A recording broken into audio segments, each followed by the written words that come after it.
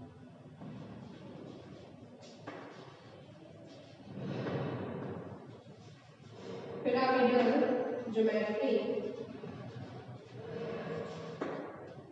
Square pyramidal यहाँ पे geometry होगी। एक एग्जांपल ले लेते हैं इसमें NiCl5 ब्रैकेट के बाहर 3 माइनस एग्जांपल। ठीक है, डेफिनेशन नोट करें।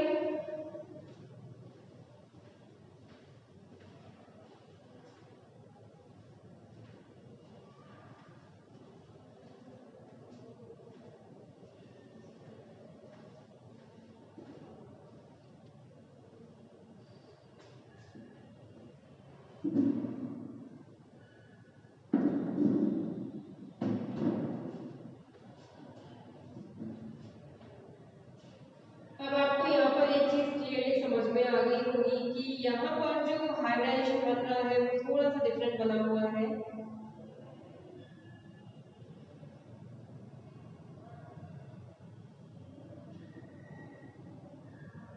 डिफरेंट ऐसे है कि जब हमने sp3d के बारे में पढ़ा था तब ज्योमेट्री आई थी ट्रायंगल बाय पिरामिडल।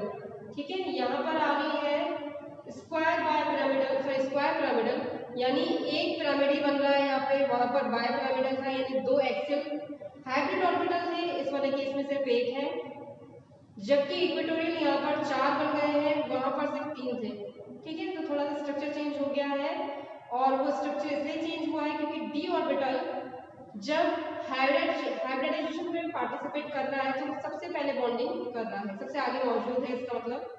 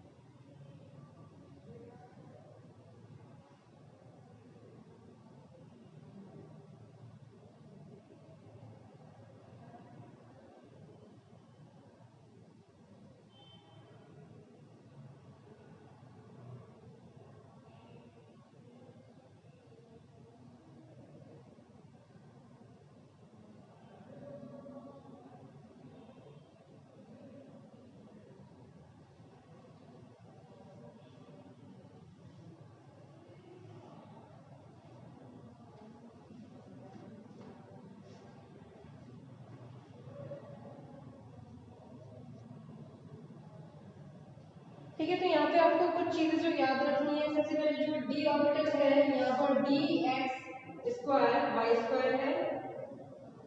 सेकेंड, यहाँ पर 5 न्यू हाइब्रिड ऑर्बिटल का फॉर्मेशन हुआ है, 5 नए हाइब्रिड ऑर्बिटल हैं जो कि स्क्वायर और एक पिरामिड की ज्योमेट्री बना रहे हैं। ठीक है, स्क्वायर पिरामिड यहाँ पर ज्योमेट्री हो गई है, यानी जो बेसिकली जो स्ट्रक्चर बनेगा वो किस तरह से बनेगा,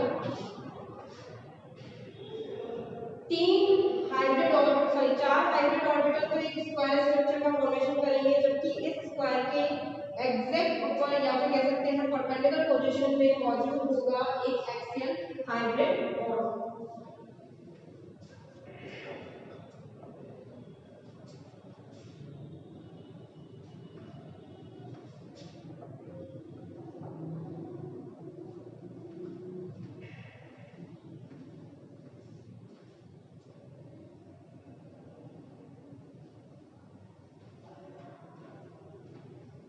ठीक है, तो देखिए DsP3 हाइब्रिडाइजेशन है वो डिफरेंट है क्योंकि यहाँ पर डी ऑर्बिटल जो है वो सबसे पहले आ रहा है, स्टार्टिंग में आ रहा है। आपको जैसे नाम समझ में आ रहा होगा और किस तरह से इसको सॉल्व करेंगे वो हम नेक्स्ट देखते हैं।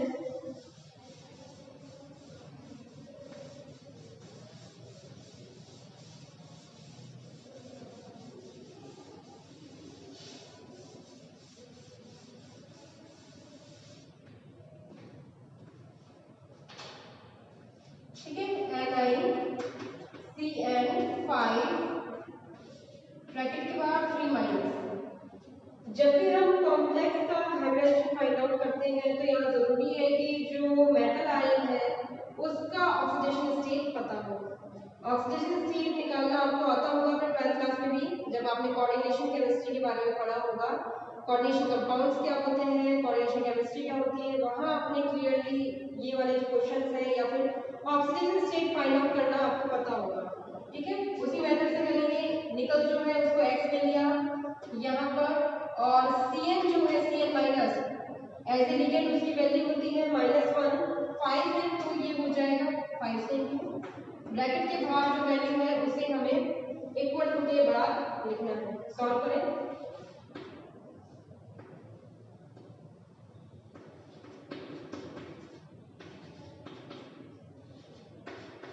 तो यहाँ पर ऑक्सीडेशन स्टेट आ रही है 2 जो कि है +1, तो निकल यहाँ पर हो जाएगा Na यहाँ पर होगा +2 ऑक्सीडेशन स्टेट का। ठीक है, तो सबसे पहले तो ये चीज है। सेकंड यहाँ पे आपको देखना है कि जो निकल होता है उसका एटॉमिक नंबर होता है 28। आउटर मोस्ट इलेक्ट्रॉन्स की अगर मैं बात करूँ तो यहाँ पर 3d8 4s2 इलेक्ट्रॉनिक कॉन्फ़िगरेशन होता है। ठीक है, तो 4s2 यहाँ पर आ गया। जो s ऑर्बिटल है उसे हम सबसे पहले फिल करते हैं और सबसे पहले ये खाली होता है। तो d ऑर्बिटल जो है उसमें 8 इलेक्ट्रॉन्स हैं जबकि s ऑर्बिटल यहाँ पर भरा हुआ है। ठीक है, नेक्स्ट देखिए, जो Mn2+ है या +2 है वहां पर सबसे पहले जो s ऑर्बिटल है उसकी इलेक्ट्रॉन्स चले जाएंगे, यानी s ऑर्बिटल जो है वो एम्प्टी हो जाएगा। ठीक है, तो इस तरह से हमारा जो आउटर मोस्ट इलेक्ट्रॉनिक कॉन्फ़िगरेशन आएगा निकल +2 के लिए वो आएगा 3d8 4s0। ठीक है, तो 4s0 यानी s कक्षक जो है 4s कक्षक जो है वो खाली हो चुका है। इसके साथ जो अगला कक्षक है p कक्षक वो भी खाली है। खाली इसलिए है, उसको हम इसलिए प्रदर्शित कर रहे हैं कि बंद इलेक्ट्रॉनिक बॉन्डिंग में ये आउटर मोस्ट इलेक्ट्रॉन सब आउटर मोस्ट शेल या ऑर्बिटल सब पार्टिसिपेट करेंगे। ये वाला जो एग्जांपल है या फिर आप कॉम्प्लेक्स की जब बात करें तो कॉम्प्लेक्स बहुत डिफरेंट होते हैं सिंपल मॉलिक्यूल से, तो इनका हाइब्रिडेशन फाइंड आउट करना बहुत डिफरेंट मेथड रहता है। तो सबसे पहले आप इसको नोट करें, उसके बाद मैं इसका प्रोसीजर बताती हूँ।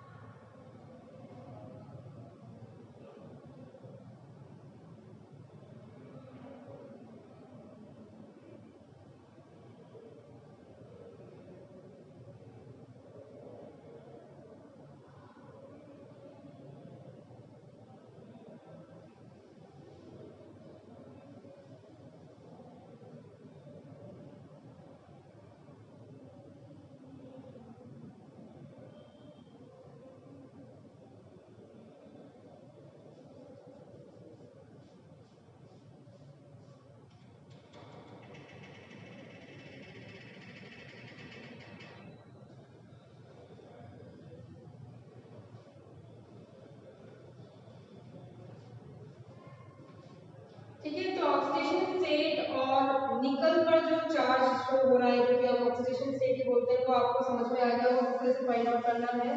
नेक्स्ट हम इसको सॉल्व करने की कोशिश करते हैं, और जैसे मैंने आपको बताया कि इसका सॉल्यूशन काफी डिफरेंट होता है, क्योंकि यहाँ पर देखिए जो मेटल आयन होता है वो एम्प्टी ऑर्बिटल के साथ और लिगेंड जो है वो दोनों इलेक्ट्रॉन देके पार्टिसिपेशन रखता है।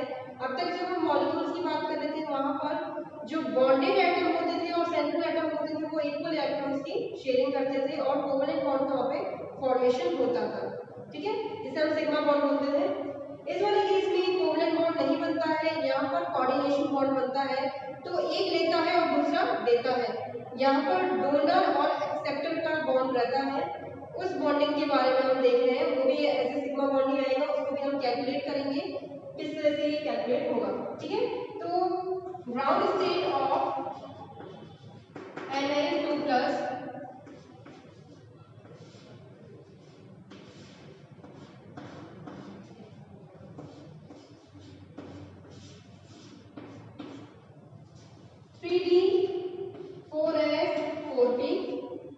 जैसे बताया 3D8 में कितने इलेक्ट्रॉन्स थे, 3D जो है उसमें 8 इलेक्ट्रॉन्स थे, तो 5 6 7 8 इलेक्ट्रॉन्स हो गए, जबकि ये दोनों खाली थे।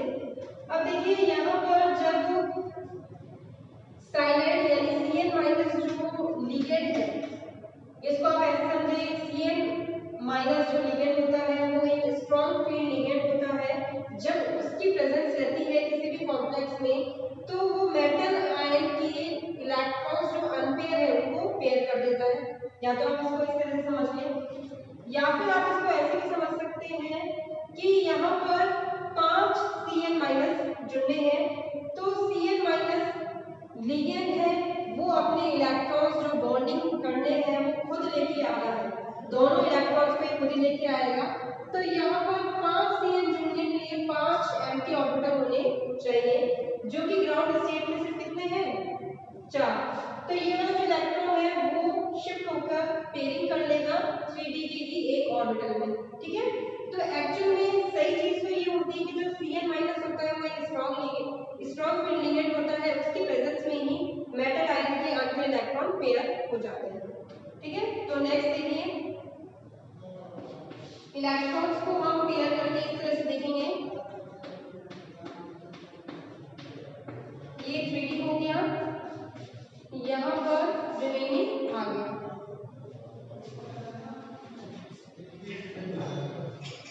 हाइब्रिडाइजेशन ऑफ NiCN5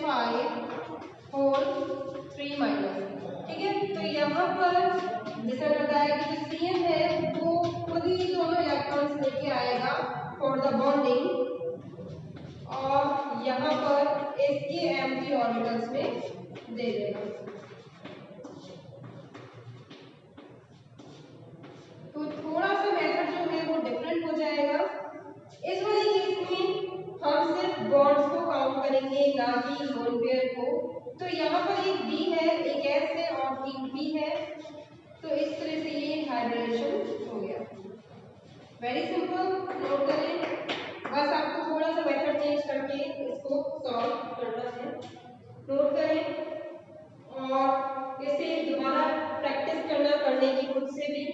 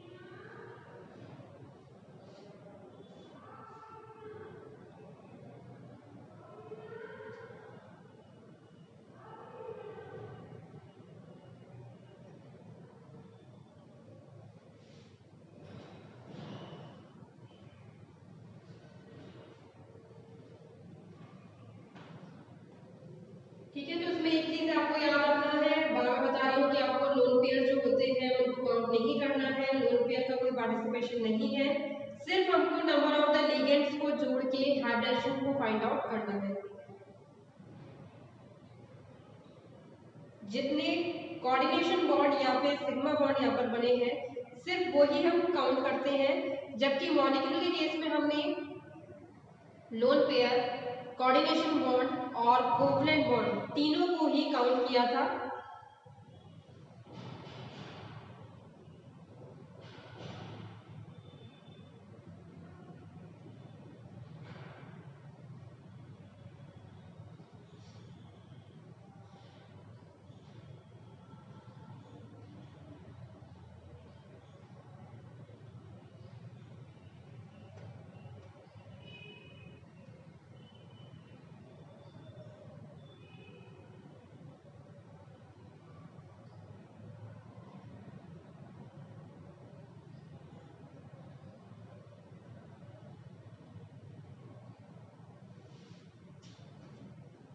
ठीक है, तो नेक्स्ट हम इसका स्ट्रक्चर बनाते हैं। किस प्रकार का स्ट्रक्चर होगा, जैसे मैंने बताया कि यहाँ पर दो टाइप्स के हाइब्रिड ऑर्बिटल बनते हैं, कुछ इक्विटोरियल हो जाते हैं और कई एक्सियल होते हैं।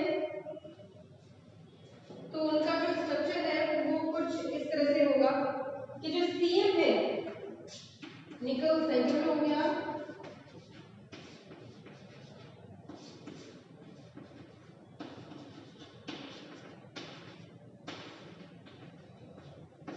एक सीएन आप ऊपर दिखाएं और इसको इस तरह से आप जोड़ दें।